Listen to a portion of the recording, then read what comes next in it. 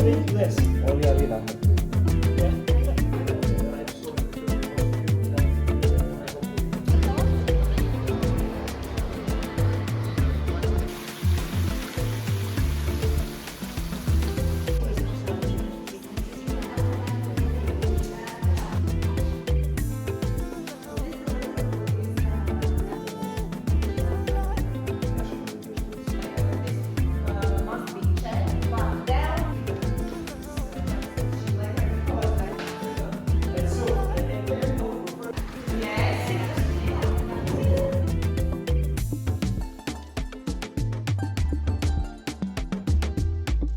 Down for equalism.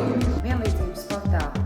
Manā skatījumā tas ir nevis vienlīdzīgi, pieņemsim 5 vīrieši un 5 sievietes, bet tās ir šīs dotās iespējas, kad arī sievietēm ir līdzvērtīgs atalgojums, tāpat kā vīriešiem vadītājiem, ir iespējas pretendēt uz šo amatu un saņemt tādu pašu novērtējumu, tādas pašas tiesības, kādas ir vīriešiem.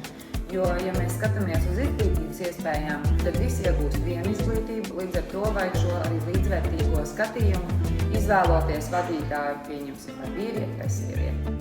Femeie de succes și în sport. Ca să devii, muncești mult, faci sport mult și comunici foarte mult. Egalitatea în sport cred că a existat mereu, deoarece femeile s-au clasat pe locuri fruntașe în categoria asta. În activitatea mea zilnică se poate aplica clar, deoarece la conducerea clubului se află chiar o femeie. Down to Equalise. Mi experiencia como profesora en una universidad del Reino Unido, donde hay un grado de gestión deportiva específico, es que de los alumnos que tenemos, tanto en grado como en máster, solo un 15 o 20% son mujeres.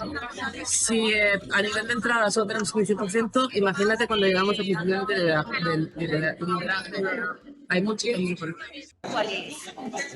Proyectos de esta naturaleza son vitales para lograr una mayor igualdad en todos los ámbitos. Hay una representación de las mujeres.